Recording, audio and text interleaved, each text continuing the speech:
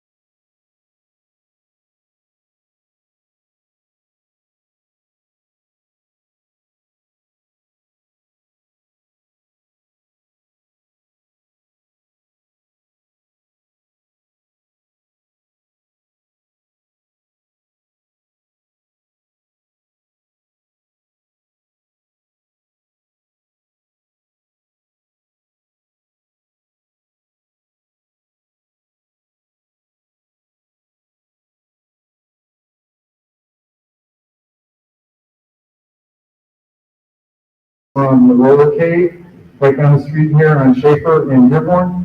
There are some tickets, VIP tickets to the Detroit City Football Club, a bunch of other stuff. I encourage you to go over there and look at it.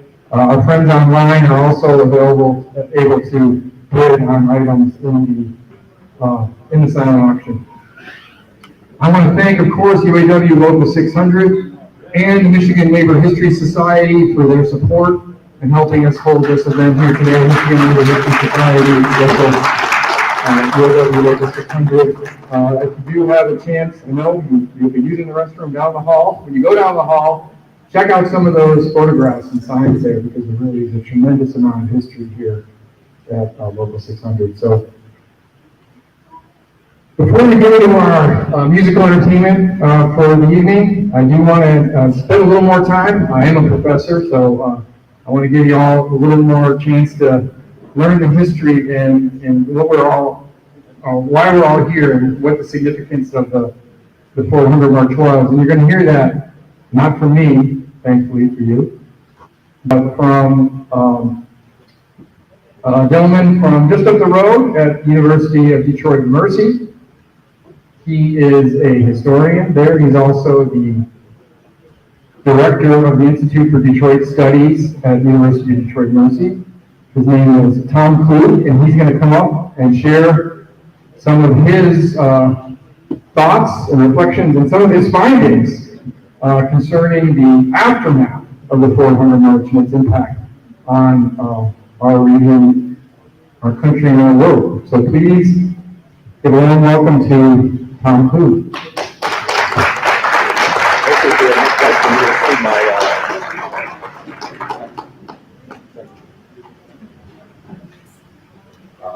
Geez, so I have a prepared text here that I'll recite rather than sing. I think I could probably do both here. This is a piece that's coming out tomorrow in the Detroit Free Press. So if you want to see the entirety of it, you can read it there tomorrow, behind the paywall, of course. But what I'm going to do is part two. The first part was leading up to the Hunger March. And I start off with the smoke cleared, okay, after the shooting. So when the smoke cleared, dozens of people had been hit. 4 men were fatally shot. York, the young communist leader, died at Delray Hospital. So too did Pullman Lenny, just 3 days shy of his 27th birthday. Another of the fallen was 31-year-old Joe de Blasio, who 9 years earlier had come to the United States from Italy. The youngest, is it the dancing?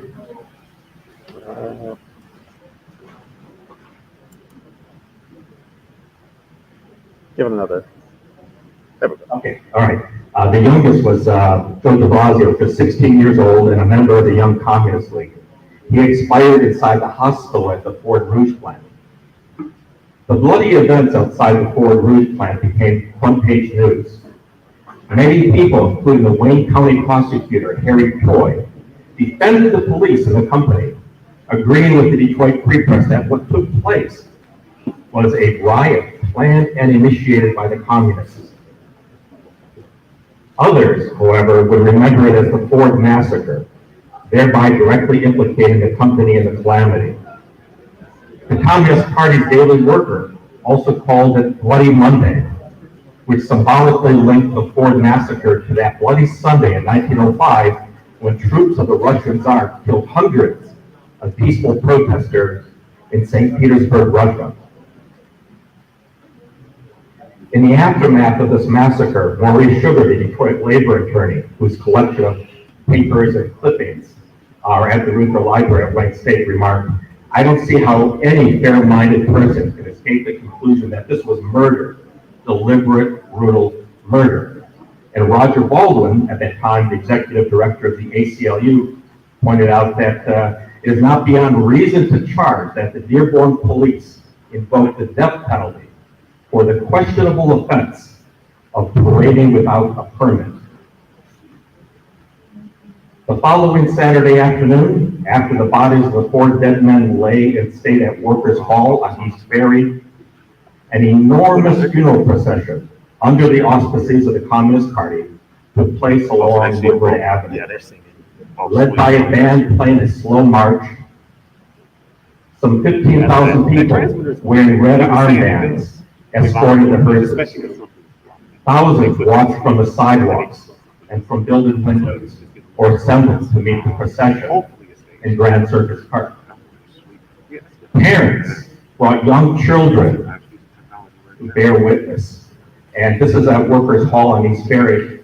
And it's from one of the newspapers in the Sugar Collection. And you can see some of the young lads with their parents before the caskets of the dead, they were open to view.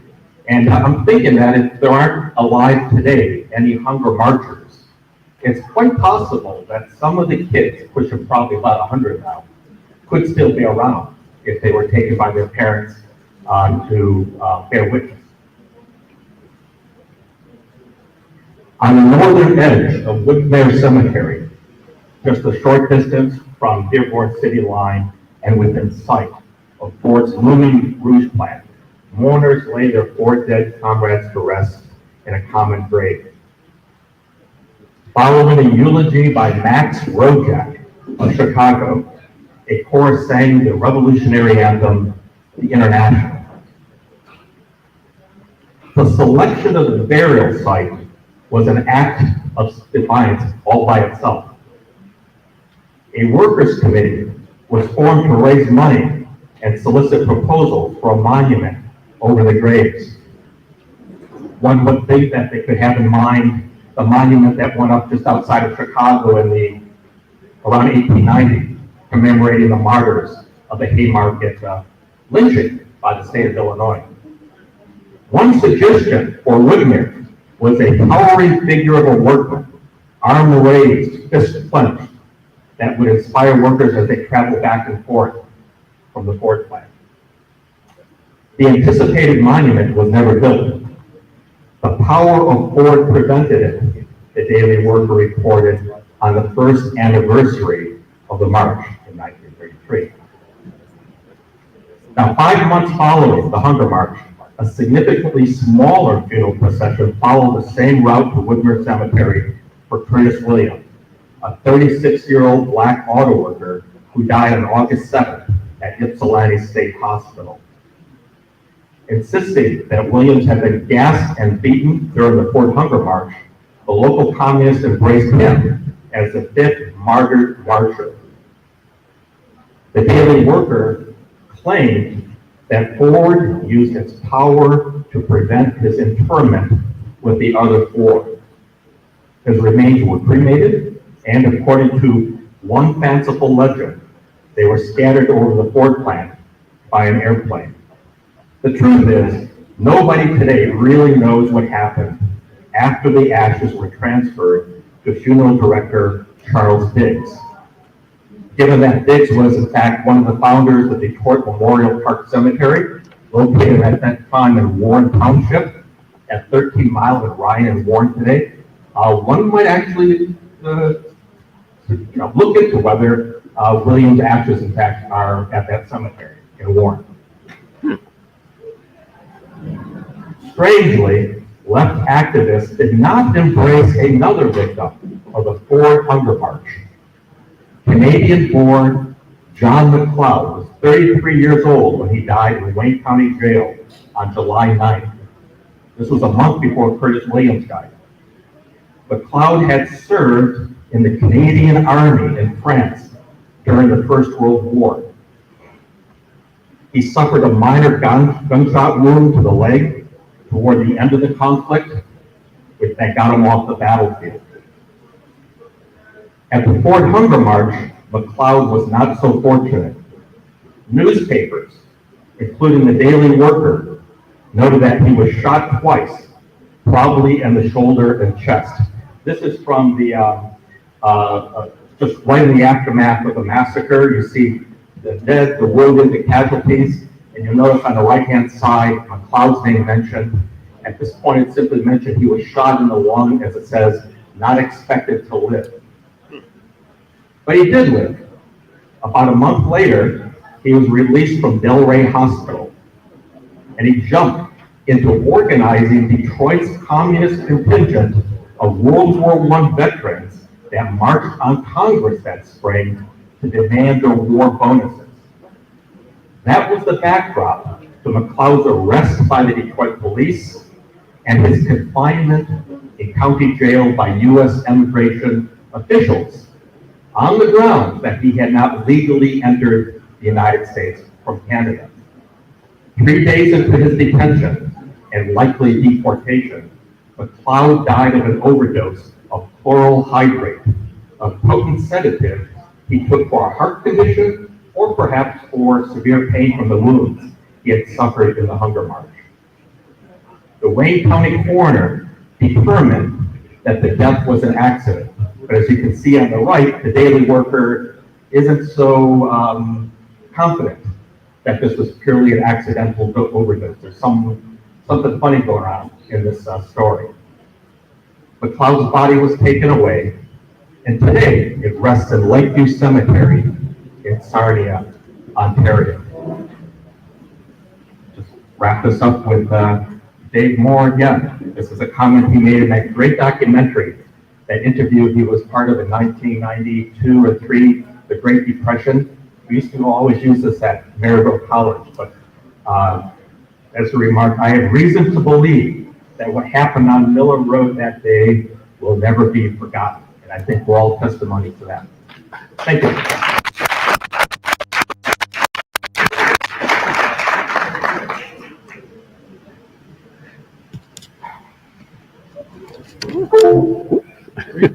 No, we don't think we do. Thanks, Tom. Thanks again to Tom Klug for that history lesson. We could be looking at a 6th Hunger March that we may memorialize here one day soon. So that could be the breaking news from we look forward to seeing the story coming out. When's it coming out? Tomorrow. Tomorrow. Tomorrow morning. Tomorrow morning. Watch for the Tom story in the Free Press. Free Press? Yeah, right. Free Press were not big supporters of the Hunger Marchers at the time. No. So They're making amends. yes.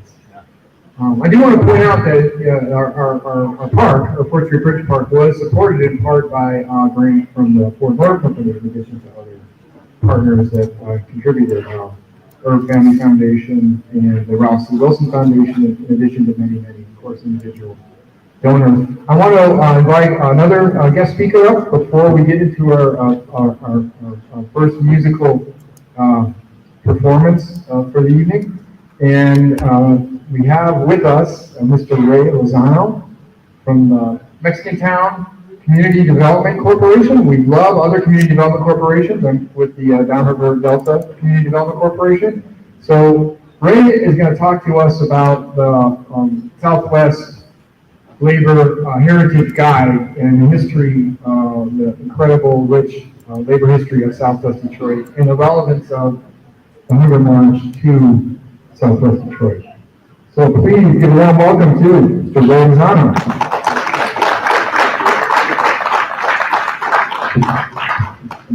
Good evening, everybody.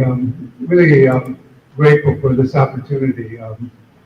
As Paul indicated, I'm the Executive Director of Mexican Town in the Development Corporation. And what we are trying to do, we're trying to chronicle, along with what's going on here today, the struggles and the sacrifices of those who have come before us and have carved out the benefits that you and I and our younger generations enjoy today.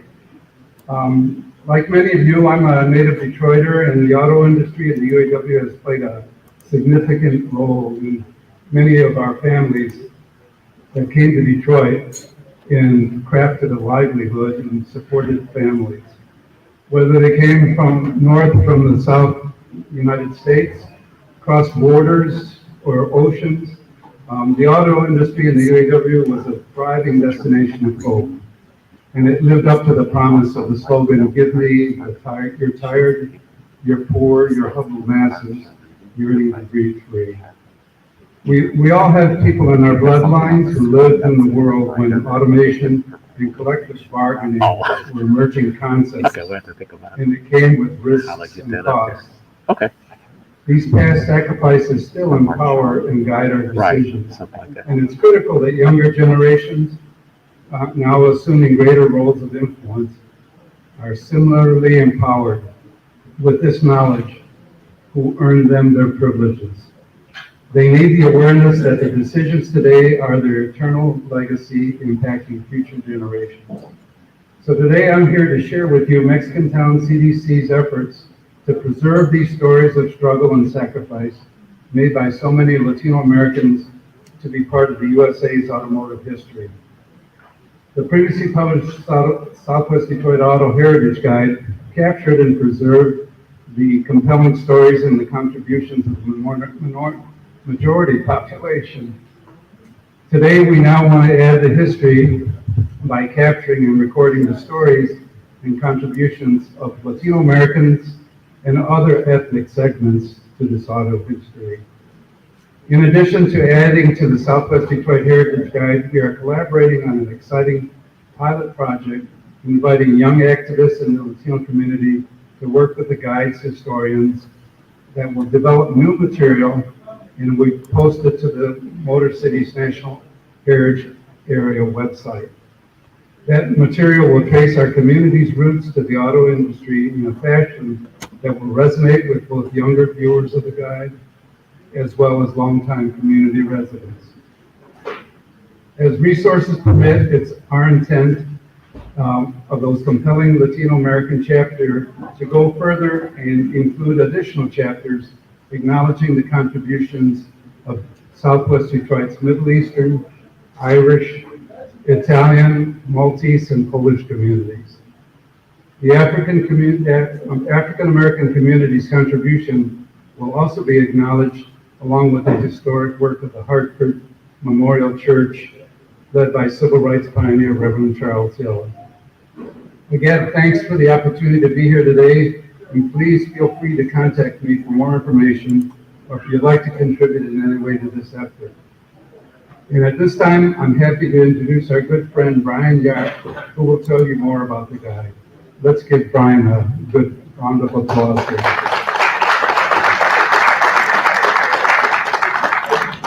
I'm the Director of Programs and Operations for Motor City National Heritage. And I'm happy to be walking you through the Southwest Detroit Auto Heritage Guide. It's just a subpage of the Motor City National Heritage website that you can find at the beginning of a little more description. Yeah. Okay. The Southwest Detroit Auto Heritage Guide was actually created as a proof of concept with the idea of taking these examinations of the neighborhoods, communities, and their roles for the people, the places, the ideas that came from these locations, and what they did to shape the auto industry. And no place is better to start with than Southwest Detroit.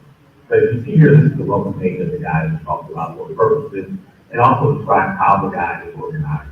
You'll see that we have the guide divided into sections from the science, the history, the news, we also know more. We have you to help build the guide, and then the map also helps you to sort of get the geography of some locations.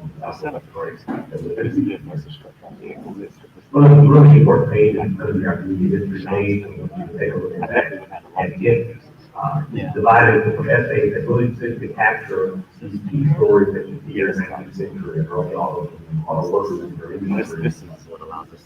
And legal groups. It also provides the best opportunity for our community to add to that discussion. So there's always a chance for more towards the public to make some information for the guidance community, how they report and how to Christmas shops. But today we'll talk about urban sites. And as you can see, there are some ideas covered here, 19th century, really all of them, how to explore urban sites along major highways like Clark Street and Michigan Avenue in Southwest Detroit. But we want to talk today about the Woodbury Cemetery, so it is appropriate given today's recognition. Woodbury Cemetery, of course, is one of the critical now final resting places, final place for many famous Detroiters, including related to the auto industry. And we recognize what David Hewitt, ironically, by the fame and success, not given the Great Depression, the period there. Speaking of the Great Depression, as we transition forward, of course, today we're talking about the 1932 Fort Hunger March, and the cemetery is the final resting place for 4 or 5 armed and 5 a.m. to 10 a.m. Of course, the fifth comrade, remains cremated later on. So, go ahead and examination of the march and the aftermath of it, and let you know what happened as it was taken together, the resource pages, and other important articles and writings on Women's Cemetery and on the Hunger March. And one of those is a great article from our friends at the Michigan History Society. And these are the types of things to capture. There's a new one coming online, our friend Tom Cruise that talked about earlier. It's written an article with Great Free Press, celebrating the 90th anniversary. And as soon as that article is available, it's this year as one of our new resources on this page. The final thing to discuss is the interpretation. At this page of the front of the site represents so much of the spiritual story of Southwest Detroit and what we want to capture. This interpretation serves as those other items that place people travel to and who began coming to Detroit in their careers, maybe in all of the other locations. And over long history, certainly roll over the excited to see now that the government comes to mind. Yeah. But the goal is to now all the time when you were getting ready to come, I was all set. Just hanging out here, getting it ready. Yeah. Build their life that for all heritage guide is all about. With that being said, I'm going to turn it back over to Ray.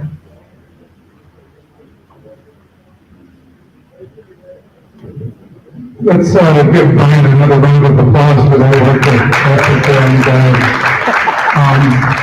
And again, thanks for the opportunity to be here. We're eager to add these excitements and the legacy and history of the African American community to these guides. So if you think you have anything to add, or if you can lead us to some resources, we're eager to begin this. So let us know. I'll be here. If you have anything further for me. Thanks again. Appreciate it.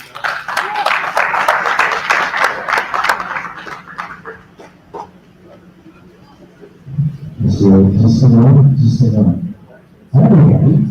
Look at the faces, Paul. Holy smokes, you guys. Thank you guys for joining me. Welcome to MarchON. How many you got up there? Raise your hand if you're here today. All right. Wow. Yeah. Thank you. Cool. Yeah, guys, exciting. What a wonderful event that is putting on, and obviously we wouldn't be able to do it without you guys. So, give yourselves a little applause. Thank you, guys. Thank you.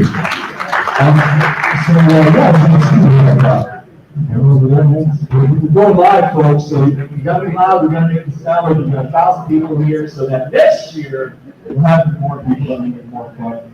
And like I talked about, sound options back there. We got the sound option there. Go check it out. This booth. If you have any questions about stuff, about Paul, we'll look that up there. And a big shout out to my friend, my brother Jerry, from Joe's Hamburger back there, and he's serving up the goods for you guys now.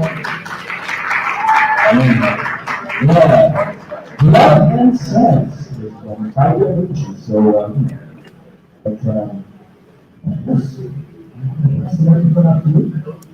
thank you guys. Yes. Yeah. So, yes, I don't know over there if you have any questions about any of the items. You can just talk to myself or Jeremy. There was a gentleman that was interested in a labor defender poster over here. Where is that gentleman? Where is that gentleman? He said, I want that poster, and it's not for the sound option. Is there a way that I can buy that poster? There is a way. So if you're still here, talk to me. We'll make sure that you know. So, thanks again to Tom Blue, to Ray Lozano, and Brian Yap for informing us about continuing relevance of this history and all that history got.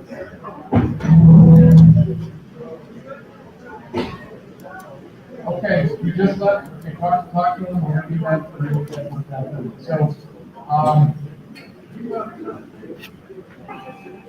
once again, thanks to Michigan Neighborhood History Society and UNW Local 600 and all of our partner organizations that are represented here today. We've got Downriver Delta Community Development Corporation, Downriver Delta CDC, represented here, hands up, yes, thank you. We've got Friends of the Rouge, who's represented here today. Where's Herman Jenkins from Friends of the Rouge? He's over there, he's over there. We've got Motor City's Natural Heritage Area with Brian Yacht, represented here today. And who am I forgetting? Oh, Wayne State University, Walter Luther Library. This great historical display here provided by Wayne State University Walter Luther Library. So, and now, very pleased to introduce. Very pleased to introduce for your edification and entertainment. One, the only, Tony Harris, and the Sugar Burn.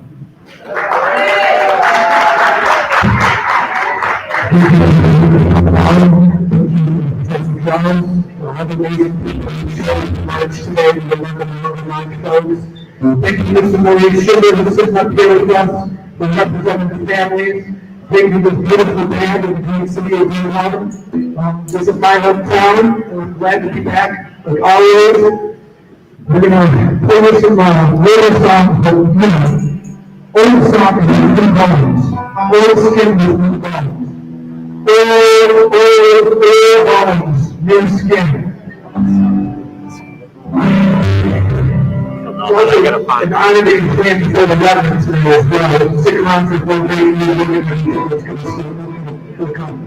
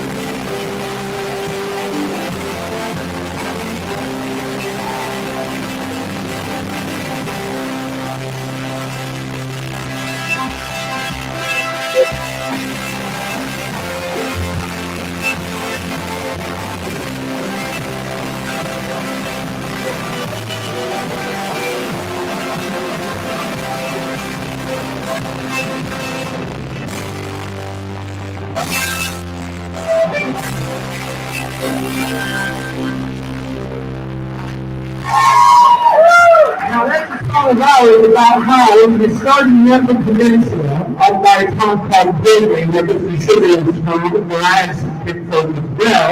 And you go up into Minnesota, and follow a little bit, the little meadow, the red meadow, and you follow that right down to Detroit, and you go all the way down to Detroit. The song started down there, it's a Roman Zerman, it's a man Sheriff, it's a 20 years. And all of them end up in Detroit, the songs, the music, the movement, everything. Speaking of which, this song was written in 1932 by Mr. Sugar himself. As the very, very long day in Union Hall, not only this one right here, Mr. Sugar came home frustrated, too tired to sleep. And what he said was, I can't believe that after all the fighting that we do, this land of opportunity, all these people really get is courage to come. And we wrote this song called the Seed Song. We played it at the Royal been playing for like 90 years now, right?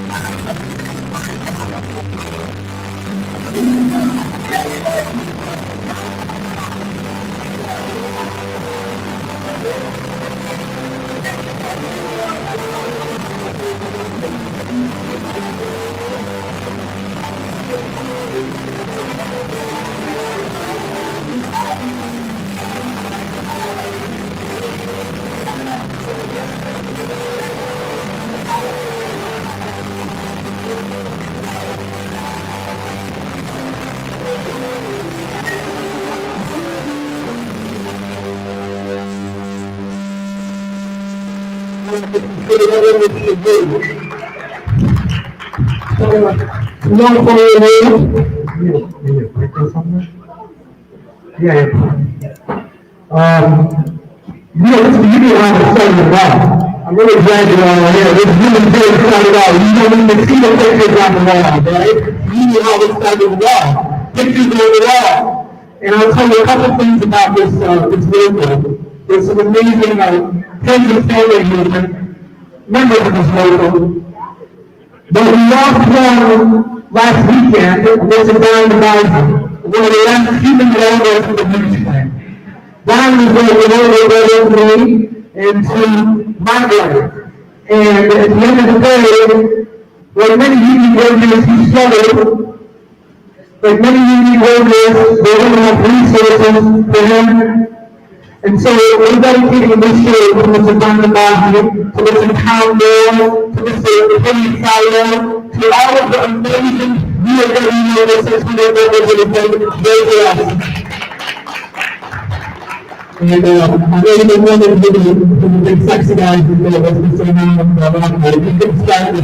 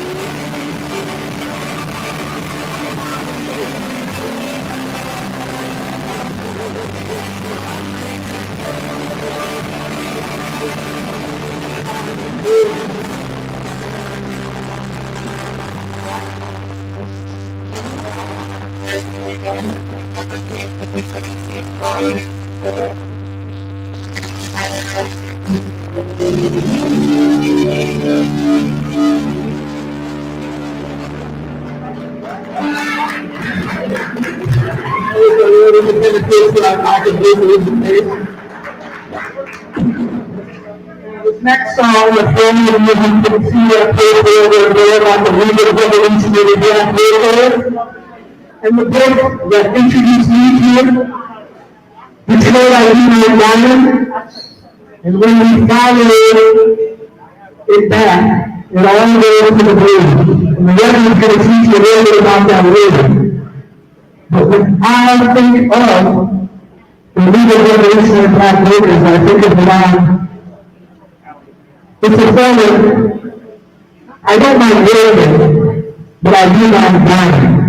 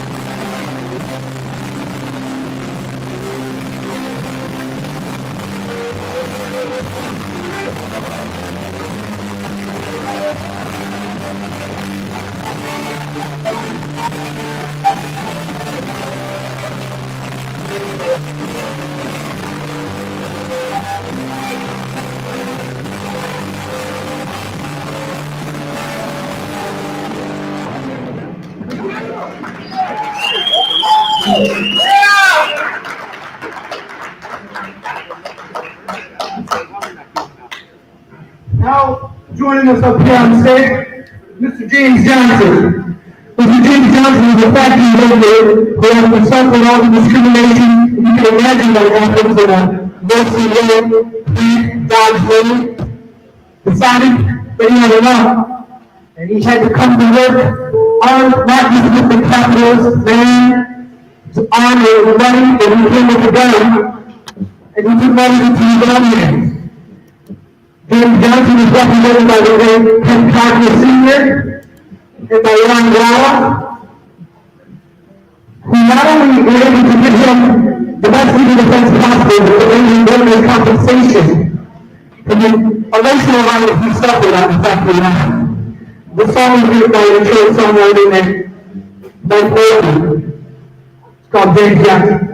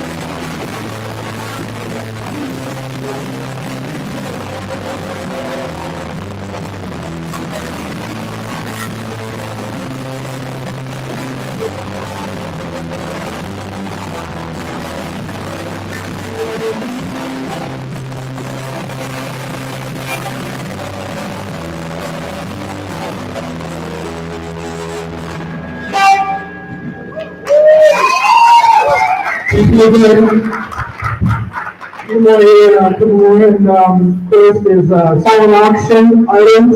You can litigate with Mr. Ralph Martin. Many of the silent auction items in the request made through. And this is another song from 1932. He actually wrote a poem called "We Are the Guys." So we and Taylor and I were hanging out. We did a tent somewhere, I don't remember what it was, but we found the poem underneath the radio there. And then we said, man, that's a 2000 was a long time ago. We should put some music to that. And we're like, how are we supposed to do that? And oh shit, they did it. I still can't believe it's on the stage.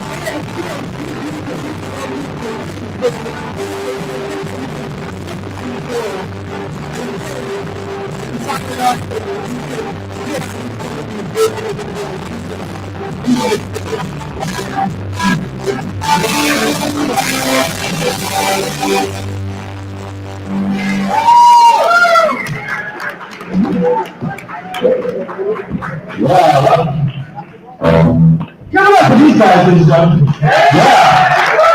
You guys going tonight? Yes. Quick announcement, if your car's at the park, the shuttle is about to leave, so if anyone needs to get back to the park, the shuttle will take you there, you get your car and come back in. Anyone need a shuttle? Do you need a shuttle, Tony? I might a little later. Ladies and gentlemen, give it one to your Tony Paris and the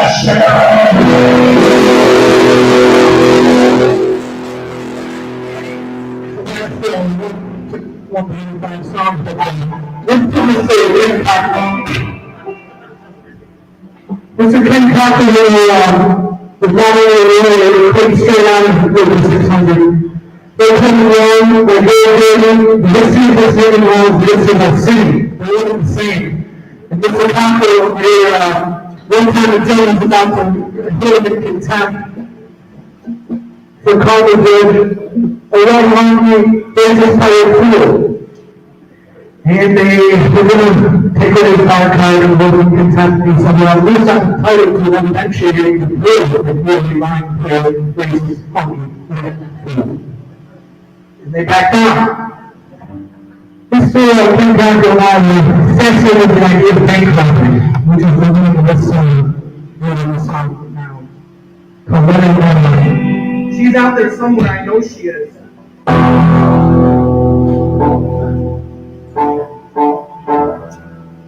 So last call for the shuttle back real quick.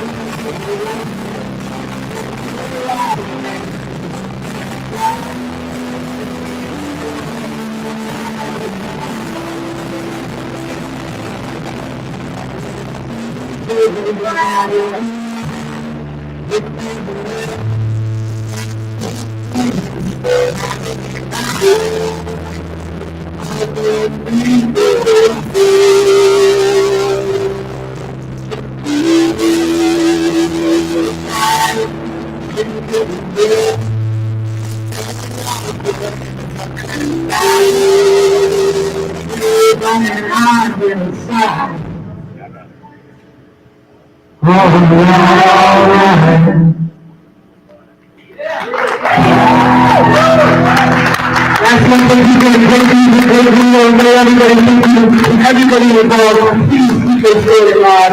Please keep marching.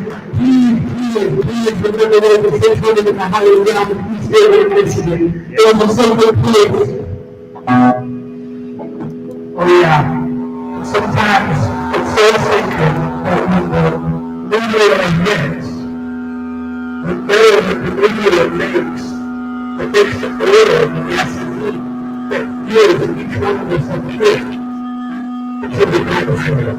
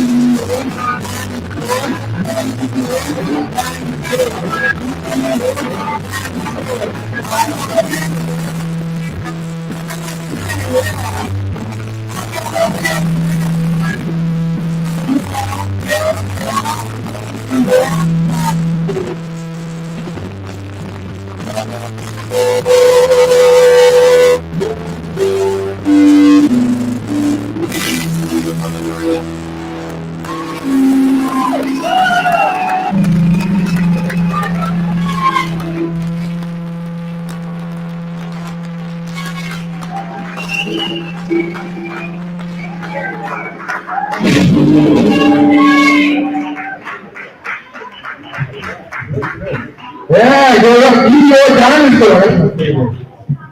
Going Paris, sugar song. Please jump up and down. Ooh, dinosaur. You can figure out what it means. Hey, give it up again for Tony Paris and Sugar Burn. Let's give it up for Mom and Dad Paris, too. Yeah! So, the music is just beginning. We actually have a couple of special treats for people that couldn't be here tonight, but were able to record some songs for us that we're going to share with you. Before we do that, though, I want to remind you all, the silent auction is still going on over there. We've got Gina Stewart and Estefania Arellano running the silent auction back there. We've got tickets for Detroit City Football Club. We've got a guided tour of Detroit Voices photography exhibit at Black Box Coffee in Dearborn, along with a $25 gift card for Black Box Coffee in Dearborn. If you guys haven't been there, it's a beautiful space in downtown Dearborn. And Bruce Harkness, photographer, has agreed to show you the work, take you around the gallery, and tell you the stories behind all these fantastic photographs of people living their lives in the early 80s in Detroit, and just atmosphere of those photographs and the history of those photographs is really pretty incredible to experience. So Bruce Harkness has offered to do that along with the coffee, so you can go get some great coffee and see some great art and get a great history lesson while you're there. And Paul, I believe there's been a new item added. Oh no! Don't say anything so. Listen, guys, don't judge. But here's the item for that. You might want to try it, but you might not. It's okay. It's just the country. Ladies and gentlemen, we are very proud to announce that our friend Jeremy Soldovnik of Joe's Hamburgers. Yeah. Sold out. We're not moving, folks. We're still doing that. So, you get to booth Get this, guys. You get to bid to have dinner with Paul. Yeah. What's happening? Any questions for Tony? $20 on it, so that's the big start. I told you he was going to do it. He's going to take us up on it. He was coming down to London.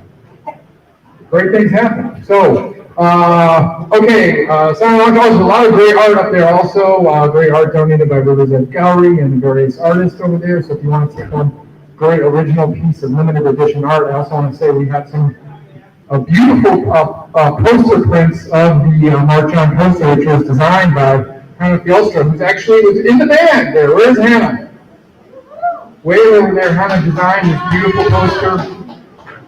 And she used some of my illustrations in the poster. So we are willing to sign it. Anybody that wants to get a limited edition poster and get it signed by Tony or by Reverend Jones, hopefully, you can do that here tonight. Okay, so I'm very pleased to share with you a set of songs, 3 songs I believe it is, recorded by a young singer-songwriter based in Wyandotte, Michigan, who's also actually, I found out, a student at the University of Michigan, Dearborn, where I teach. Her name is Emily Rose. She couldn't be with us here in person tonight because she's actually playing a set at the Corktown Music Festival tonight, I think at the Gaelic Club later on. So she wasn't able to be with us in person, but she did record these songs for us, especially for this occasion. So for our audience that's here with us live and those who are with us online, I give you Emily Rose.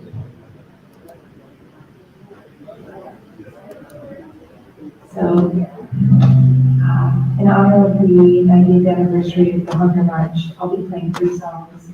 The first will be All of Me, which was popular in 1932.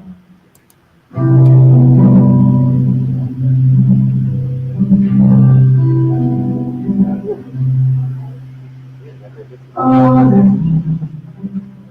why not take all of me?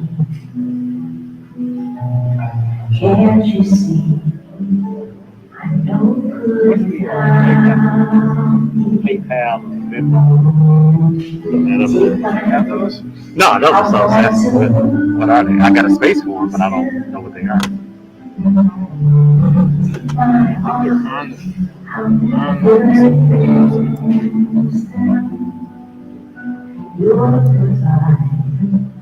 Left me with eyes that cry.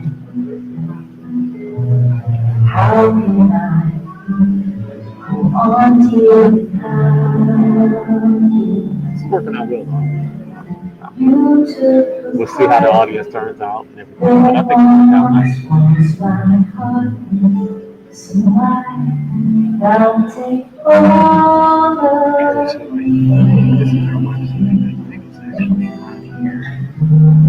they said they sold out the movie. Well, you know, it was by Matt Donner or Don't CEC for Matt Donner.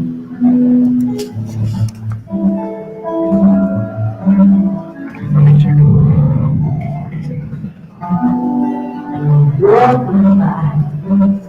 Left me with eyes that cry.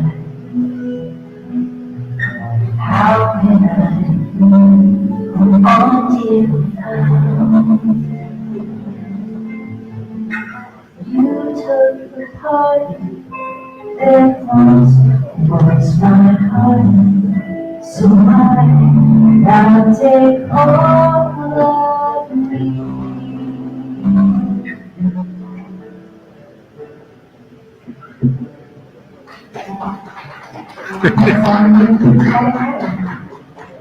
About 30 years later, this song was written, and I am now.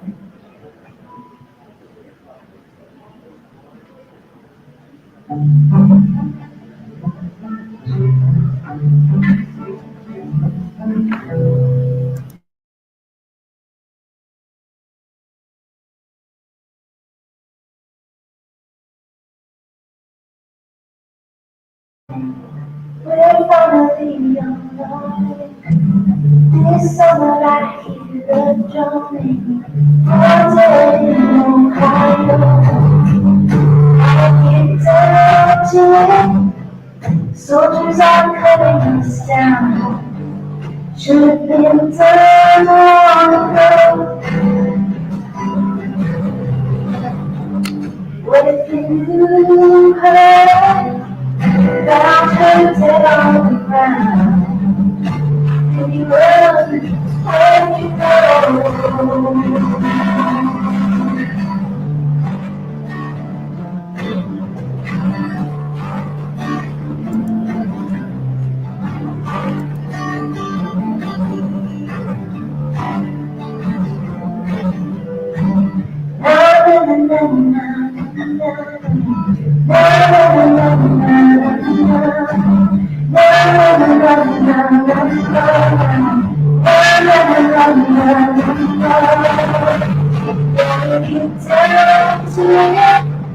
Soldiers are cutting us down.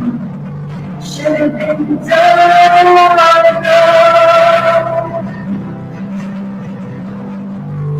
If you knew her, found her dead on the ground.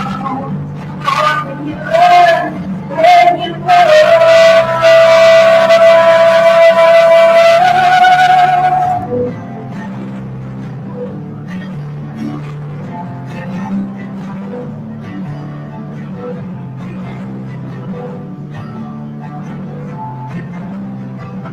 dear soldiers and Nixon's calling, oh family on our own. It's alright, you never know. Forgetting you, I know. Forgetting you, I know. Forgetting you, I know. Forgetting you, I know.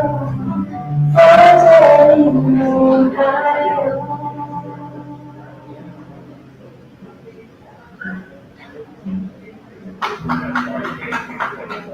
I've got one more to do. And just like to say thank you very much for having me. This last song is from 2021 and it is called Racehorse. It's an original song written from the perspective of a racehorse. And I find it beautiful. So, thanks again and have a hold on one second. It's a little funny. There we go. That should be better. Okay.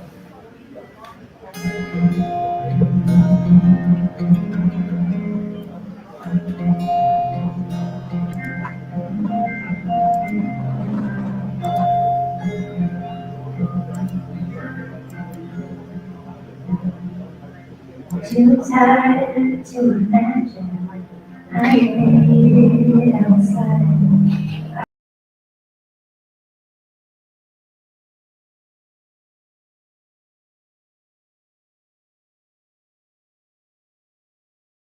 Very blind, watch my friends collapse.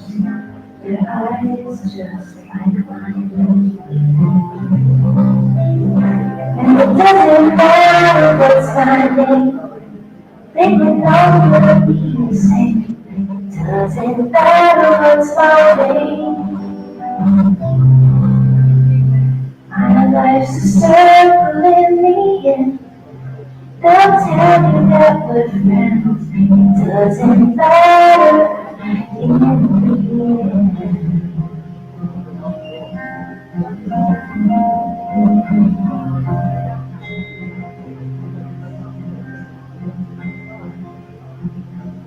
Was I ready for the purpose?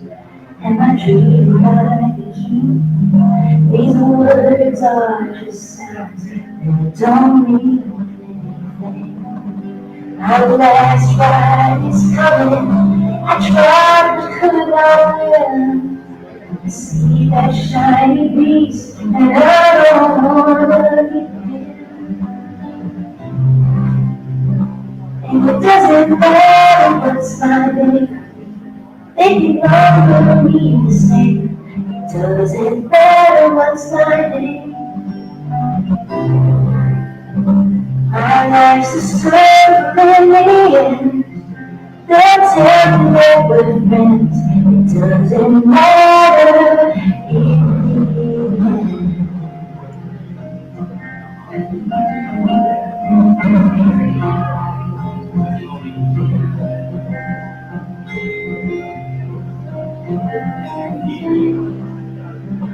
And it doesn't matter what's Sunday, like the girl will be the same. It doesn't matter what's Monday, our life's a circle and they told you we were friends, it didn't matter in the end.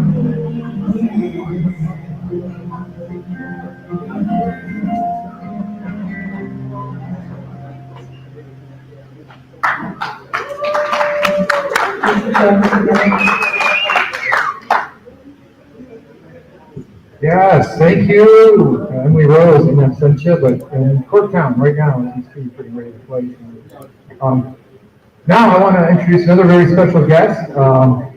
Quinn Strassel is a teacher, actor, and a member of the MEA, and he has been so generous as to put together a dramatic rendition, tribute to the 1932 Fort Hunter March. Thank you. Thank you. Shout out to my brother Gavin Strassel over here as the UAW archivist at the Walter Reed Library of Winslow. This meeting is an adaptation from Why They Marched, a draft pamphlet written shortly after the Hunger March, sharing the motivations of the demonstrators. This is from the papers of labor organizer and journalist Henry Krause. And this is from the Walter Reed Library. So this would not be possible without the work of those archivists keeping this story alive. Why They Marched. The Fort Hunger March was born out of the terrible suffering, unemployment, and starvation of the Detroit working class, the vast majority of whom are auto workers, of which 60% at one time or another worked at Ford's. It was an open, organized protest and mass expression of this suffering and acute hunger. It was organized and led by the Auto Workers Union and the Unemployed Councils. It was turned into a massacre in which 5 workers were killed and scores wounded by Ford with his Dearborn and Detroit police allies. Workers all over the world were filled with pride at the glorious heroism of those workers, young and old, who had given the best part of their lives for for-profits and who came out to ask for jobs or bread. They defended themselves with their bare hands against the armed forces of war. These are the demands for which the workers so heroically fought and were killed for asking. 1, jobs for all laid off Ford workers. 2, immediate payment of 50% full wages. 3, 7-hour workday without more reduction in pay. 4, slowing down the deadly speed up. 5, 2 15-minute rest periods a day. 6, no discrimination against black workers as to jobs and relief of medical services. 7, free medical aid in the Ford Hospital for employed and unemployed Ford workers and their families. 8, 5 tons of coal for the winter. 9, abolition of servicemen, spies, police. 10, no foreclosures on the homes of former Ford workers. 11, Ford to assume responsibility for mortgages, land contracts, back taxes on homes until 6 months after regular full-time re-employment. 12, full wages for part-time workers. 13, abolition of draft system and hiring workers. And 14, the right to organize. How the march began. The march began at the corners of Oakwood and 4th Street, where thousands of workers gathered, coming in trucks, by foot, riding the streetcars in mass and charging the fare to Mayor Murphy. Scores of Mayor Murphy's police attempted to club unemployed workers for riding the streetcars free. Only the organized rush of the militant crowd to save their fellow workers kept Detroit police from attacking them. Everywhere were noticeable the young workers shivering in their thin jackets and overalls, cheering and singing as the workers drove back the Detroit police. The wind was so strong as the workers marched across the Ford Oakwood Bridge that the line marched at an angle to an open lot. They marched in line at an angle to an open lot. Alfred Getz, local secretary of the Unemployed Council, addressed the crowd. Remember, he said, all we are going to do is to march to the Ford Employment Office. We don't want any violence, no trouble, no fighting. Stand in line, be orderly. I understand the Dearborn police are planning to stop us. We will try to get through somehow, but remember, no trouble.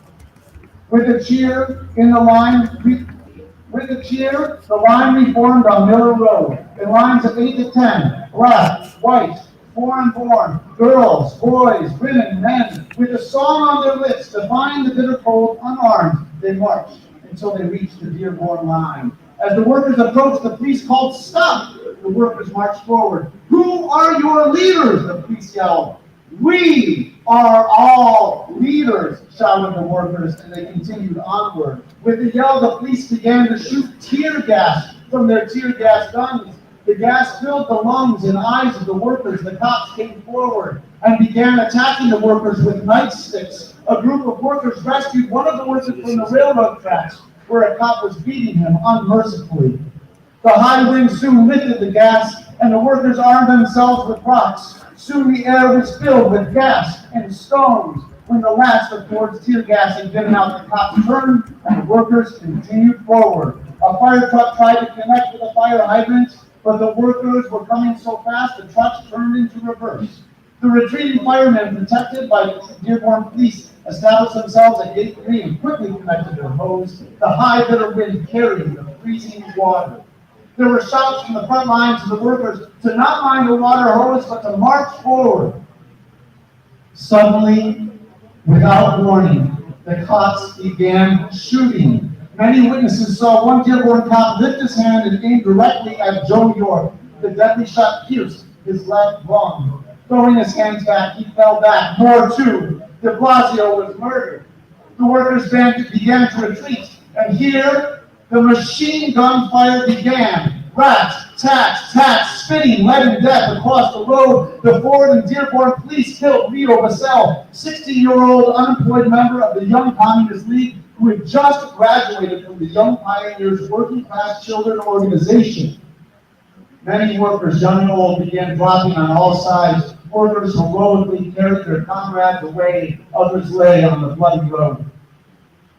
Inside the Ford plant, Edsel Ford Sorensen, former Governor Green, personally supervised the massacre of workers and youth.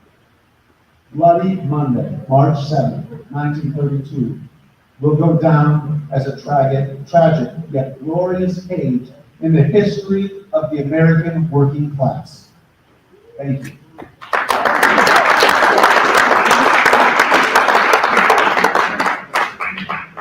Thank you. Give it up for Queen Strassel. Actor, educator, MEA member. I told him to get involved with us. He said, "Thanks for letting me involved." I said, "You're going to be involved over a year, man." Okay. So that's actually a great prelude for our next special presentation of a world premiere, or almost a world premiere. They actually premiered this song last year when they did our virtual MarchON event when we were all virtual last March. But this year, we're very pleased to have a recorded set from Chicago, from our good friends in Chicago, John Langford and John Hanansky, including a song written specifically for this event. So please give it up. Before our main headliner graces us with his presence, please give it up for, from Chicago, John Langford and John Hanansky.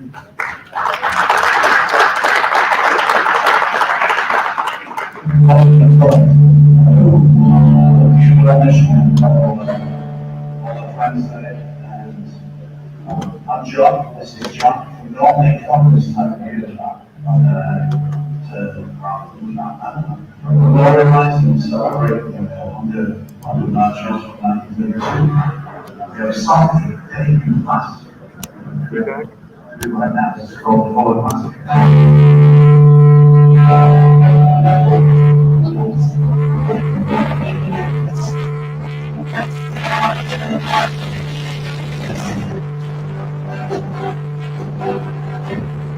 Try to do all to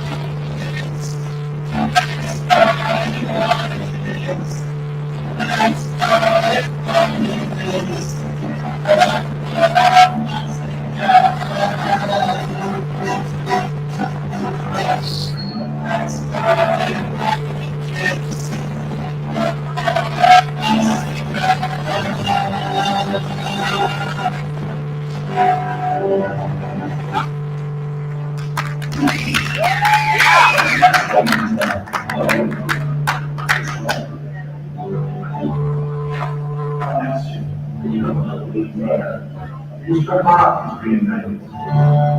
Not ready. Such functions as this will be another time. As a result, there was other work with the savings and breaking anything. I made an album with them many years ago. This is something I wrote about. It's called Looking Good for Radio.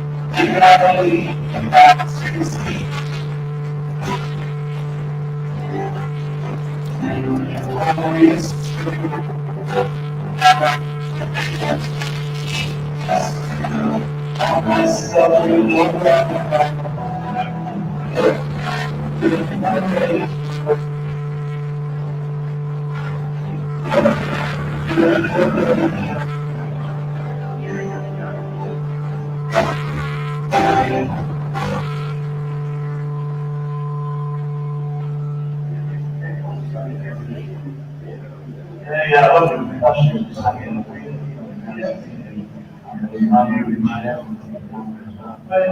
really hard. We all be on the same time. We're actually Fitzgerald's coming on Roosevelt Road in Berlin. This is my great. I agree. See, how is it? Wouldn't you agree? Yeah, he's right. Oh, yeah.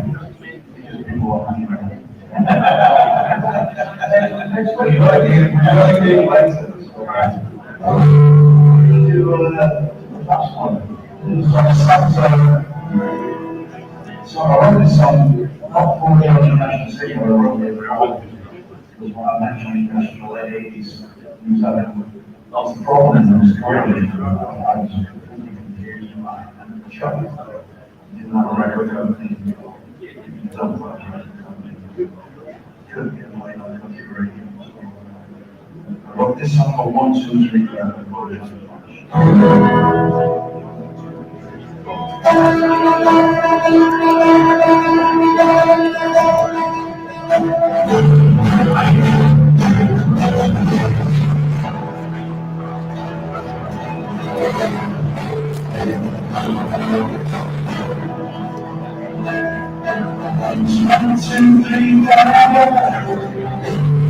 Time stops still. Why you gotta get walking now? What you gotta do?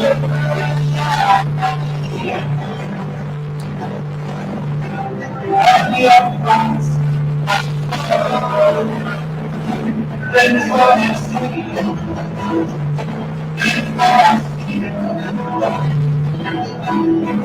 Try when you are the best. If you stop beyond your stop to get it now. Now you get try. And you're let's go and see. Let's go and see.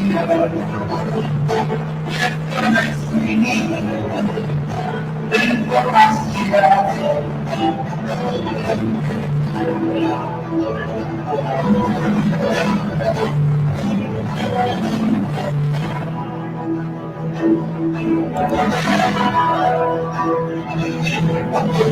Take it to that building, watch it bring it together. All you want is outside, hands on money and hell. Watch you with your nuts, singing these eyes. Just shrinking, singing, it's they're fine.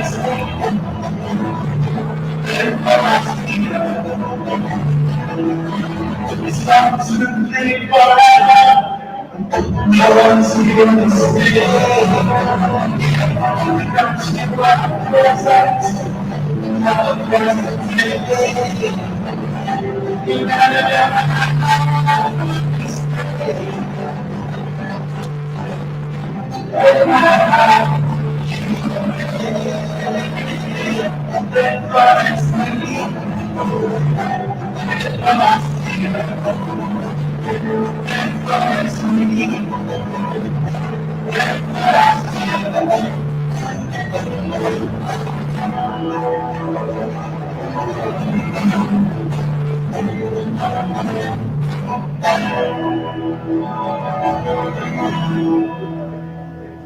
Okay, stay strong, so just asking John for 7. Greetings to you all. Great day.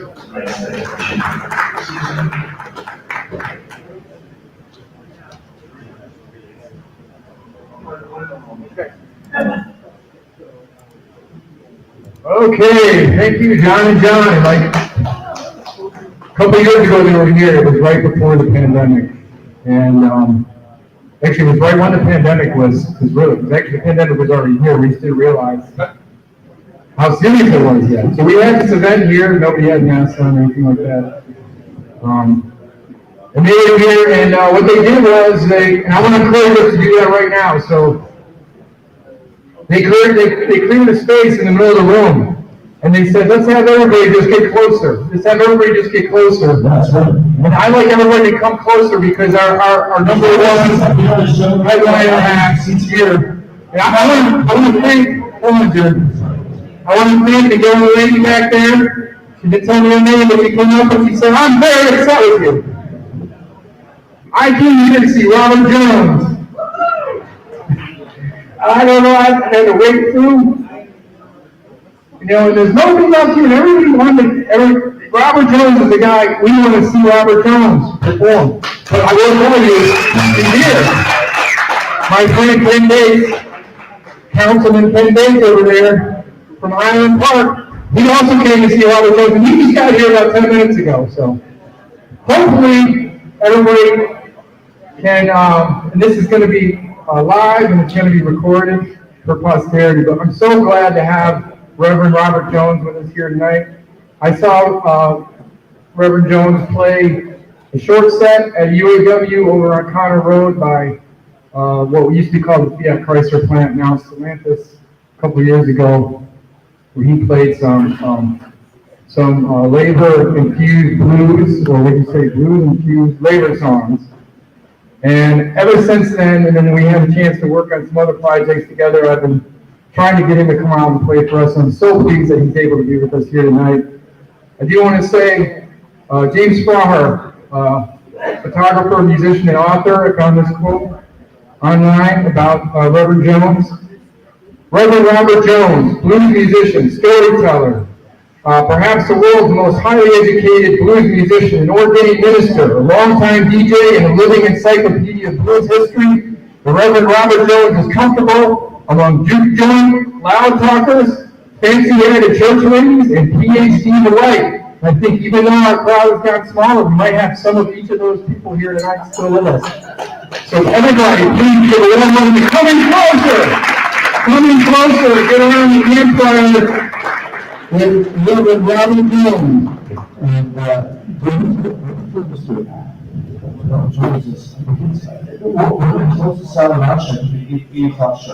Okay. We're closing the talk show. So you still have time, but yeah, come in closer, enjoy this wonderful talents, and we appreciate you coming.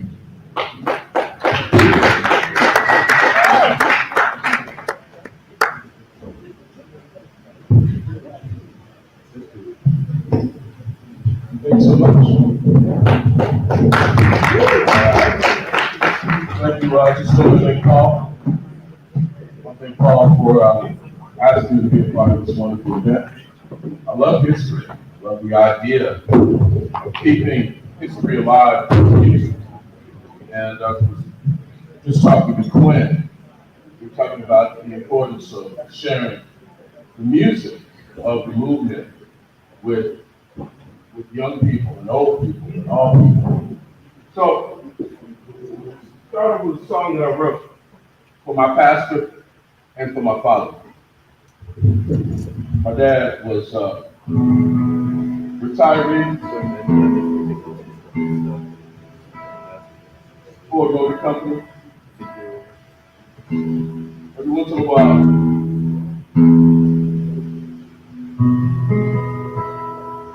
while, you run across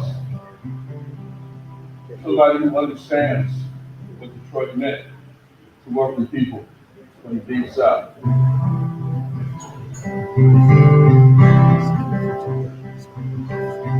Allegedly, my pastor came to Detroit with nothing but a suitcase. I would have to shut it down. And $7 in his pocket.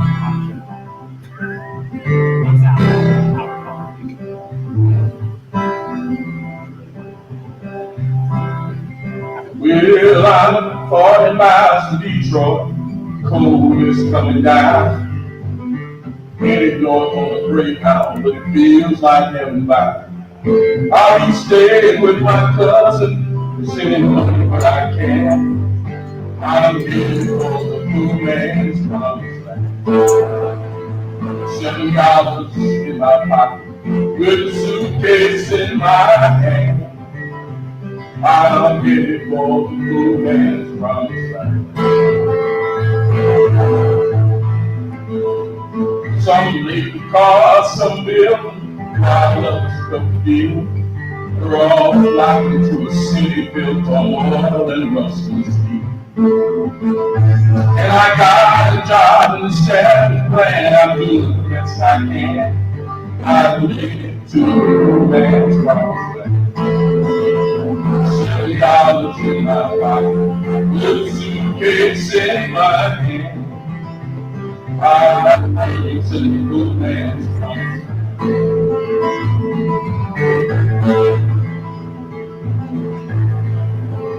Seems like God is here forever, and I'm always on the run. I've seen her since '67, Mama died in and I never traveled south again when they really cried. I just jumped in my name and I hit it for the time. $7 in my pocket, with a suitcase in my hand. My home is in the blue man's promised land. Sometimes it can be cruel, sometimes it can be mean, but there ain't no one city where I'm happy with you. You don't have to get you, but you know it's so bad. If you work, you get around every life in your hand. $7 in my pocket, and a suitcase in my hand. My home is in the blue man's promised land.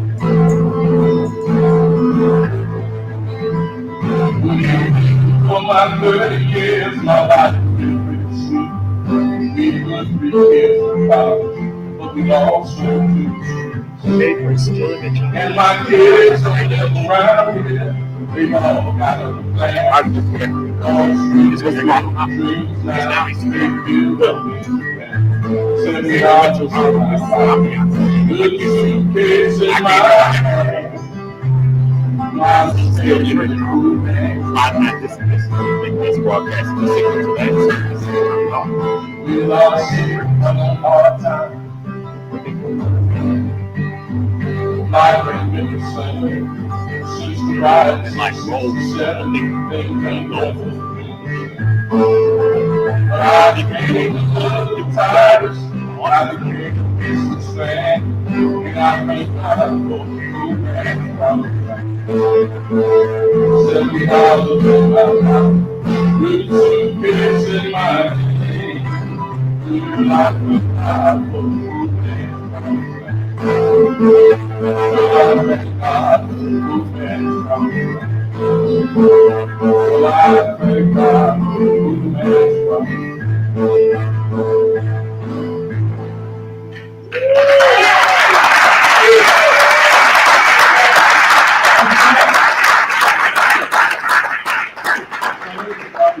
And I'm born and raised in Detroit. I'm unapologetically a Detroit and unapologetically a Black Baptist. You can tell them Baptist, but you can't tell them much. I'm not that kind of Baptist. But I really want to thank Paul for inviting me to be a part of this evening and talk to you about the history. History is so important because a lot of times when we march, we protest, we don't know where we come from. I think about the blues tradition, which is of course part of the tradition that I grew up with. My grandmother brought home these records by cats with weird names like Sam Lightning Hopkins and Brownie McGee and Sonny Terry. And when they would sing, they would sing about fields, prisons, because that was the destination, that was the destiny of a lot of the folks who were in the South. Lightning Hopkins could pick up a guitar and just start moaning.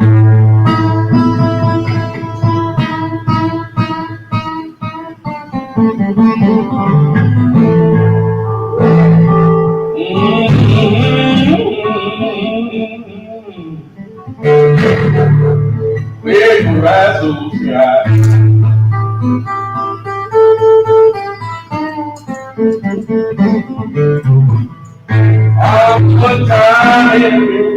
I can leave these two shirts back there. I can just leave them on.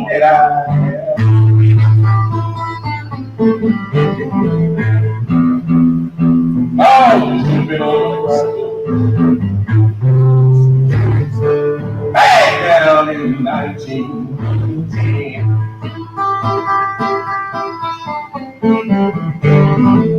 Just been on Brazos. Back in 1910.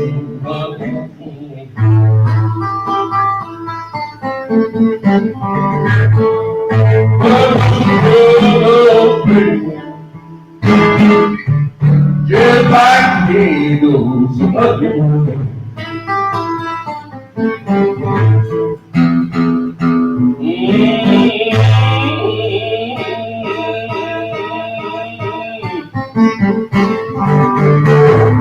Well, big razzles, yeah.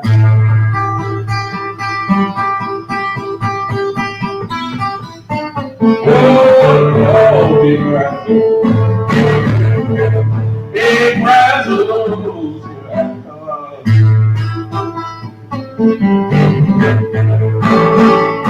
No, I'm time in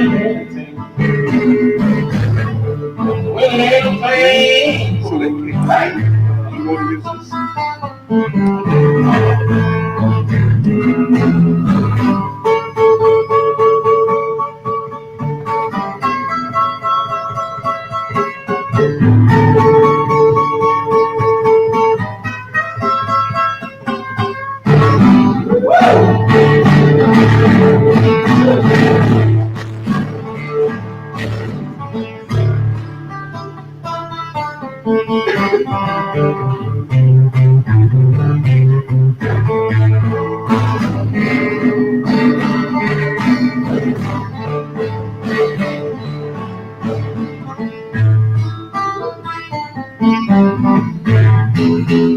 Well, you know my daddy called me.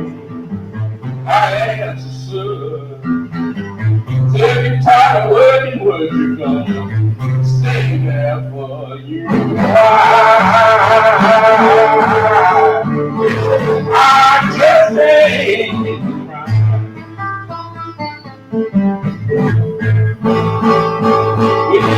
time in prison, and you ain't never done no crime.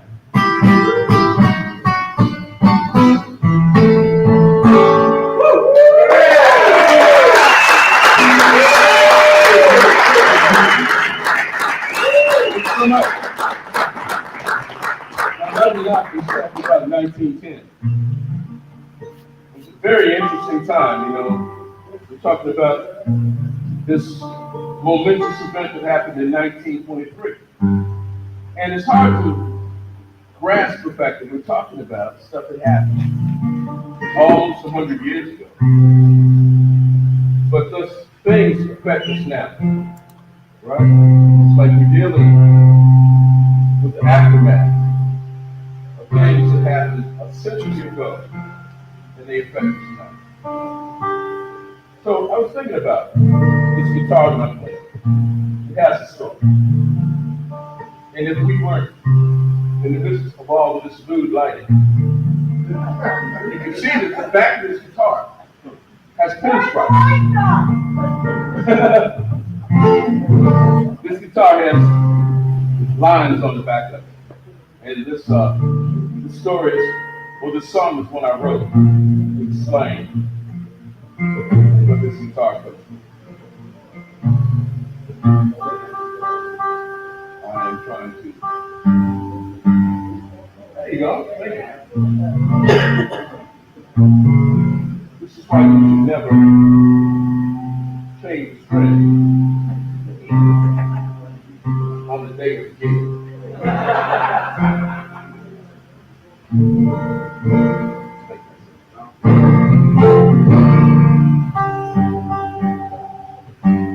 This will be called the tuning show.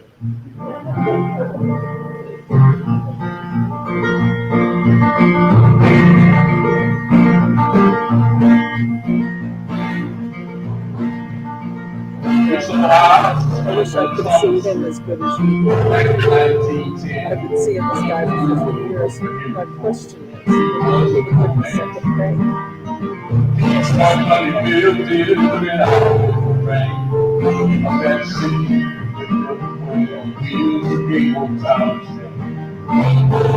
You have to know, my friend, that you cannot see, and you cannot give me. And you could be that wrong, don't let it see this. You will rise. There's a secret in this house, strong and silly. And the shades, and the shades. And since the time to get so good, probably 12 pictures down, 100 years old. You have to know, my friend, that you cannot see. No, you cannot be. And if you prove me that I'm wrong, then you can say you will rise. I'm just hopeless, but I try to keep you from and be most really sometimes. So I've been building hands in me, a man,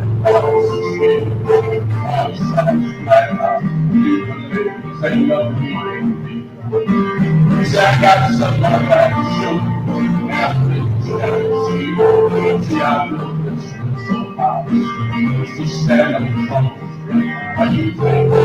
You all the promises and the sounds of the sea. Like the thing I see. Now I believe for guitar. I got things to say like you cannot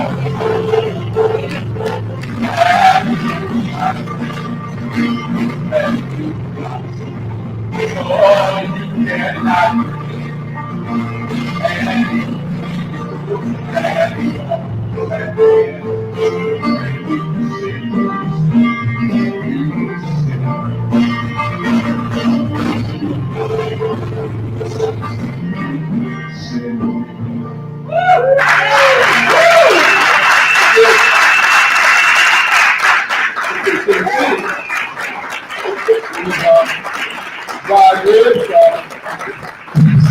the maple floorboard from a house that was built in 1910. And the dark part is from the walnut shell, and the top is from a ceiling joist. So no matter what city I'm playing in, if I'm playing this guitar, I'm playing Detroit. Wow.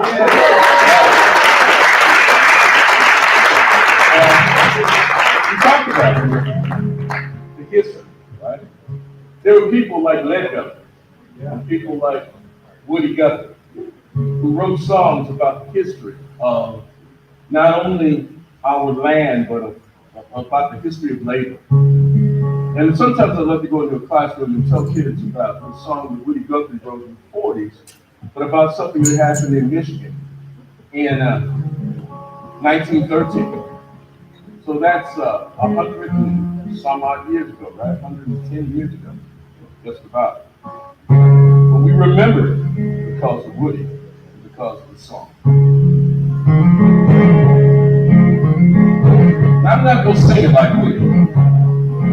Woody had one of those voices like Bob Dylan, the quiet takes. I ain't real late and I can't do that. You are. Take a trip with me in 1913. Canada, Michigan, in the country. I'll take you to the place called Gastown, you know. In the Jamaica, there's big Christmas ball. I'll take you to the door, look the high stand.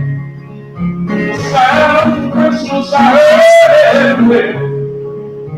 I'll let you sit down at the Christmas tree lights and play the piano so happy you are. Will you ask about work? Will you ask about it? They'll tell you they've been less than $1 a day. Working their copper claims, risking their lives. So for us, for Christmas, for children and wives. I'll take you to the door, look high stand. The sounds of Christmas are heard everywhere. Before you know it, you bring with us all. You'll be laughing and dancing around in the hall. Where the girl sits down by the Christmas tree lights. Play the piano so your head keep right. To hear all this fun you will not realize. And the copper boss bugs are going outside. Copper boss bugs stuck their head to the door. One of them yelling and screaming as a fire. They ask holler, they know such thing. Keep on with your body, they know such thing. One man grabbed his daughter, he carried her down. The blood held the door, he could not get out. Copper laughed at them birds, Joe. Copper was sad. Well, another stop of wondering, but most everybody remained on the road. Well, Copper laughed at them birds, Joe, and the children were sung on the standby. Such a terrible sight, never been seen. He carried our children back up their tree. Copper laughed at their murderous free. The children died man was 73. Well, the piano played slow blues as the town was bathed in a cold Christmas moon. Parents they cried and the nurse made moan.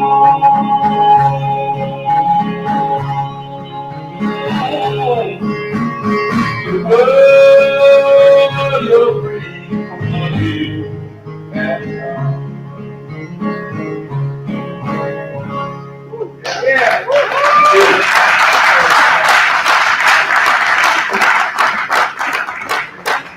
So we have a lot of people who just don't have a connection with it. And why is it important to have a union? And a lot of the things that the union has won, I don't have to tell you guys, we take for granted. We think there's always been a 40-hour work week, a 37.5-hour work week. We think we've always had vacation. It's amazing that if you are removed from the history, you don't understand how important that history is. So I love songs that tell history. I love songs that connect with another generation. This guitar is a resonator guitar. And it was the instrument that old blues cats loved when they were young blues cats. We see him now and we think, man, this old man knew how to make that music. But the young man at that time, his words was rapidly saying. There was a guy named Skip James.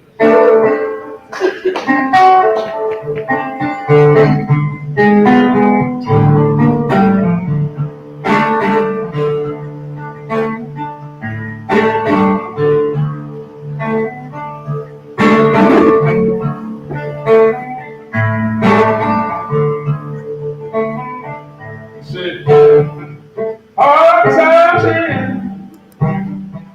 everywhere you go. Times are much harder than you.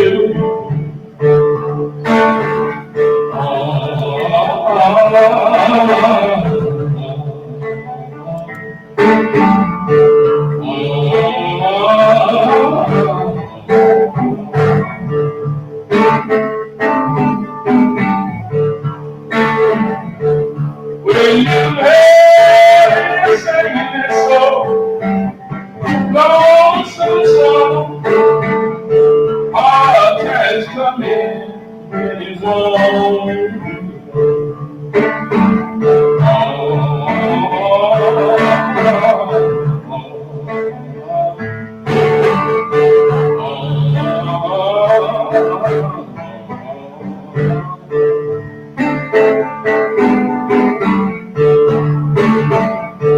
Well, you think you got money, you better be so. Hard time will drive you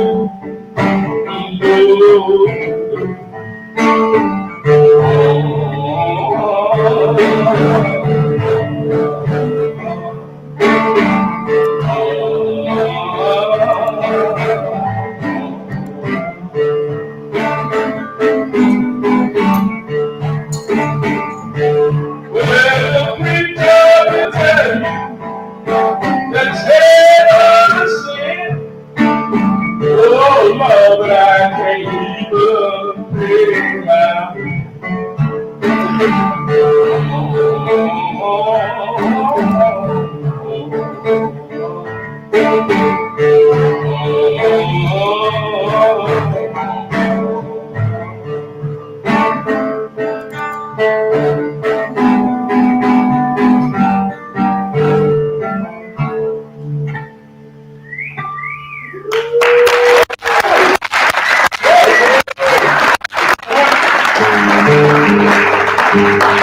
I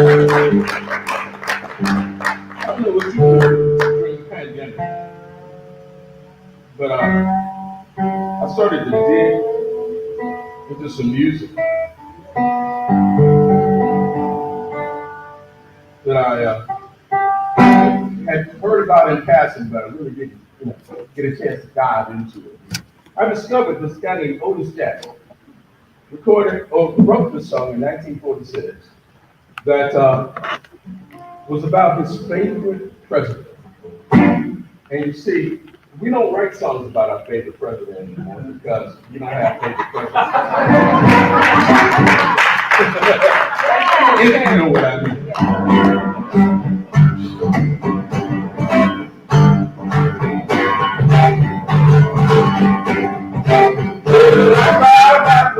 With no king, right about with no king, right about with no king, but for the great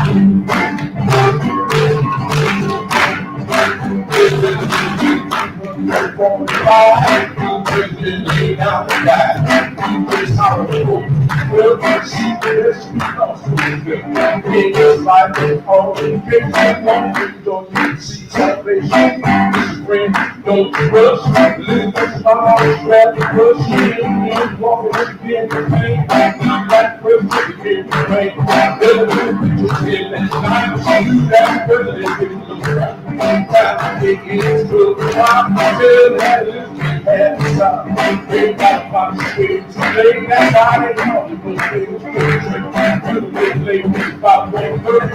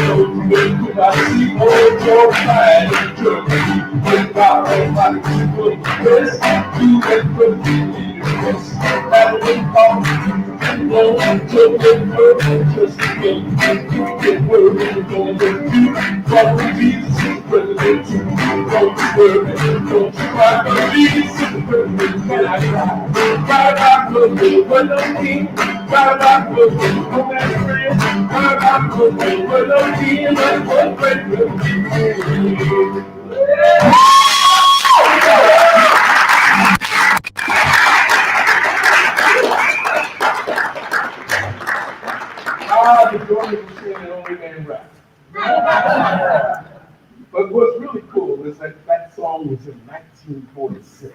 So young folks got in there. And we'll do a couple more for you, a few more for you. I want to thank you for coming out to this event and really celebrating the people's music. The idea that people have always created music about things that they cared about, things that were important. I was talking to Brother Quinn. We were talking about going and talking to young people to let them know that they can be creators. And there's this tradition of music that's laid out. We don't have to reinvent the wheel. It's already been invented for us.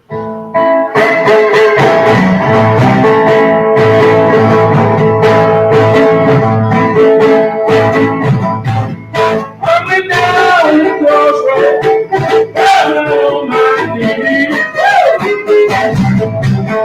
I went down the crossroads, down on my knees.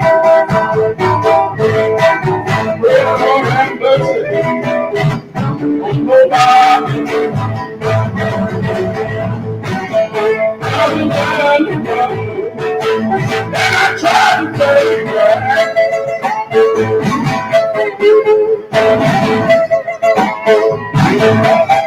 I went down the crossroads, and I tried to tell you right. Well, Lord have mercy, everybody bad.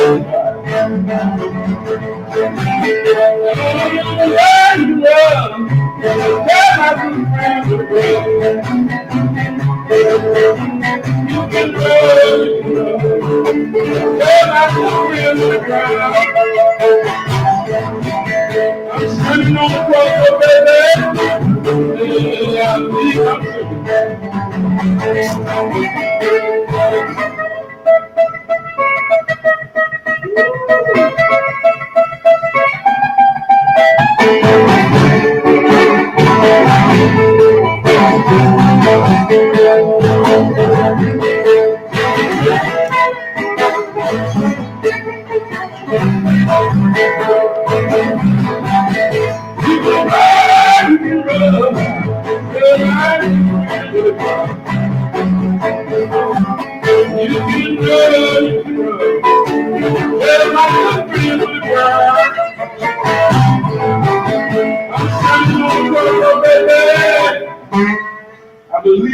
second down.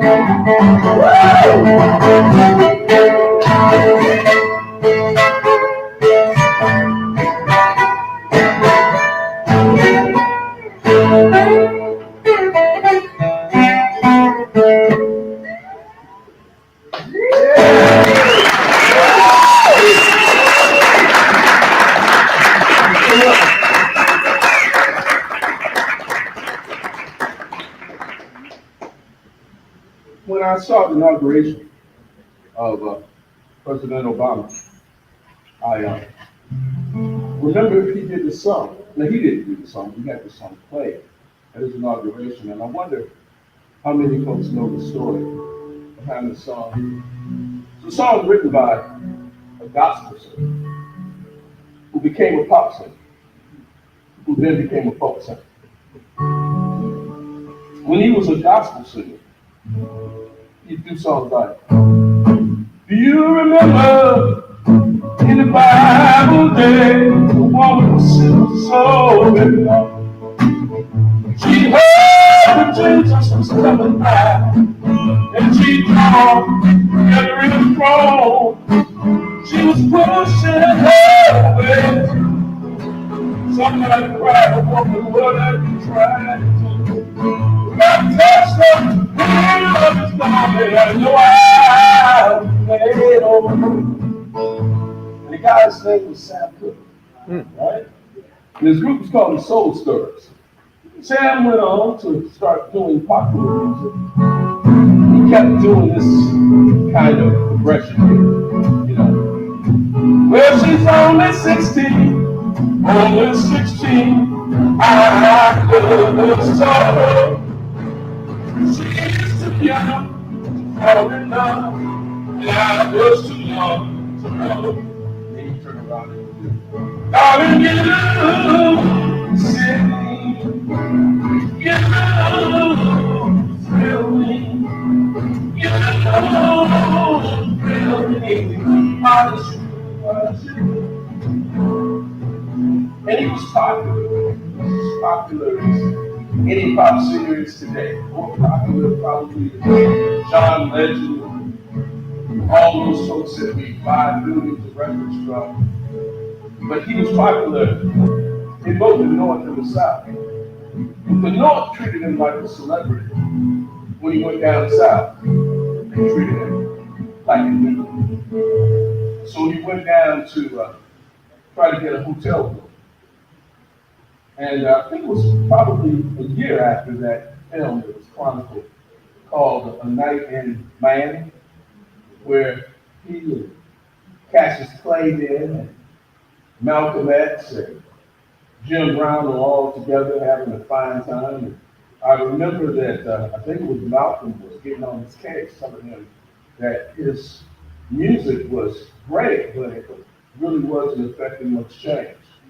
Well, when he went down to the South and tried to get a hotel room, and they reminded him, no matter how popular you are in the North, you're just another down here. He wrote a song. What about this?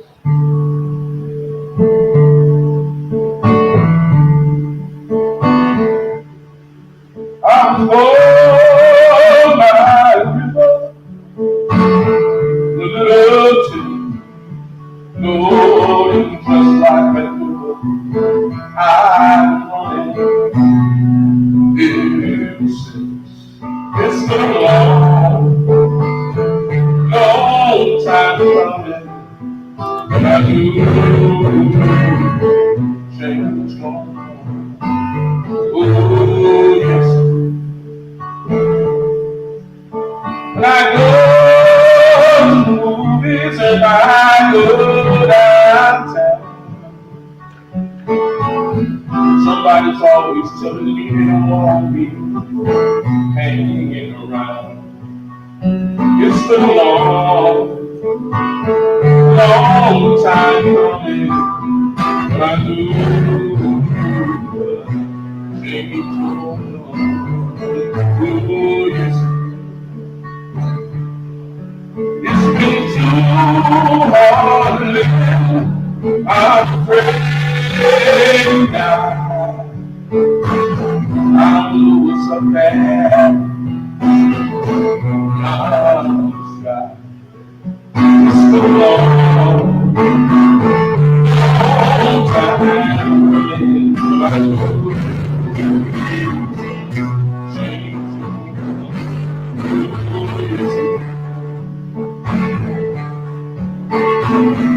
I knew to find I said, brother,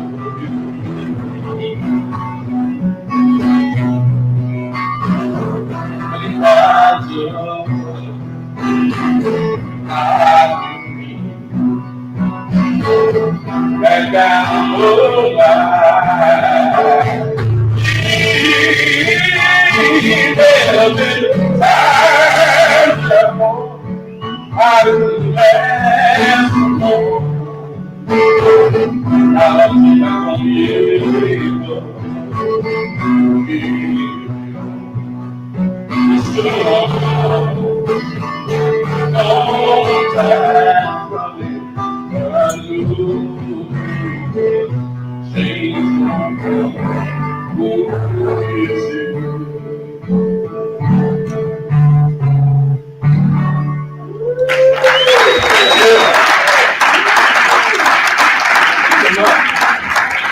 That was great. It's a wonderful thing. Thank you so much.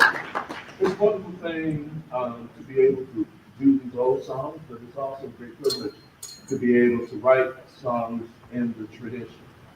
So somebody asked me, a guy named John Shepler asked a bunch of us singers, songwriters to write a song for this past election and to try to get people motivated. I don't know why people needed motivation to go to the polls.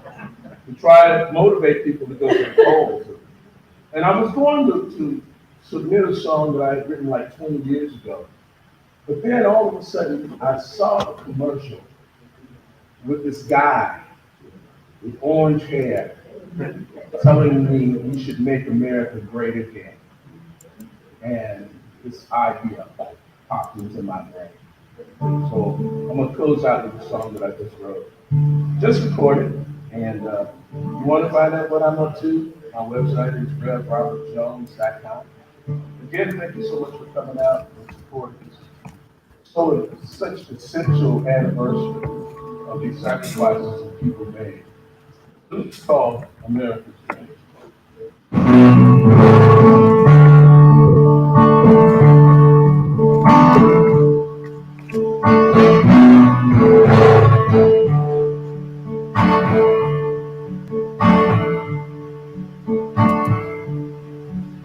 There was that moment in 1690 when 20 some Africans stepped on the shore. And that was the start of America's dream. A new big sea ain't going no more. And there was that moment Jesus taught us of mercy. Say what you do unto others, you do unto me. Then he died on the cross, make all men whole. And our fathers, they died to make our men free.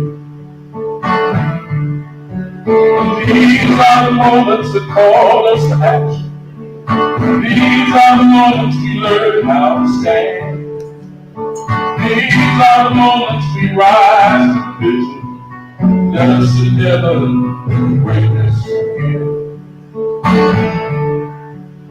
And there those moments we welcome the masses, the tired, the hungry, who yearn to breathe free. And they found the dream like so many people. And they found them dreaming just like me. And there was that moment we cheered for a father. And the moment we wept when we shouted to the fair. United like men in the days of Pearl Harbor. They left friends and family and marched here. These are the moments that call us to action. These are the moments we learn how to stand. These are the moments we rise to the vision. Let us never break this again. There were dark moments when young boys like me had lives cut short by the age of flag. Shall we really sit back over 60 years later and do nothing about it all happens again? And there are those moments where our children are slaughtered, and we ask how leaders can leave weapons be banned. And they shrug back at us in some righteous indifference, saying we value our guns and the children we have. These are the moments we call us to action. These are the moments we learn how to stand. These are the moments we rise to vision. So let us never break this again. So let us come through the tide of holding our hands, let our spirits be seen. Let us never define our greatness. Let us fulfill those dreams. Let us fulfill their dreams.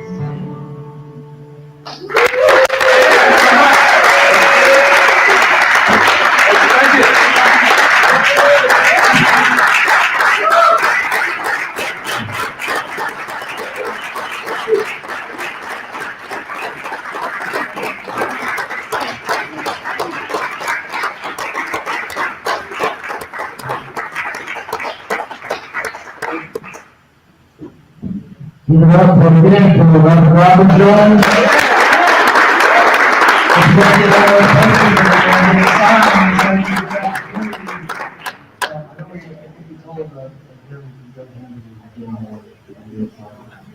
So that's it, ladies and gentlemen. That concludes our MarchON 2022. I don't know if the sound option is officially closed. You got 1 minute. Go over there and pick up something nice to take home for your, for when you're one moment. Thank you all. I look forward to seeing you next year or sooner. And make sure to visit the 43 Bridge Park soon. Everything will be in bloom, and it'll be a new day once again. Thank you all. Still got a good time for this one, actually.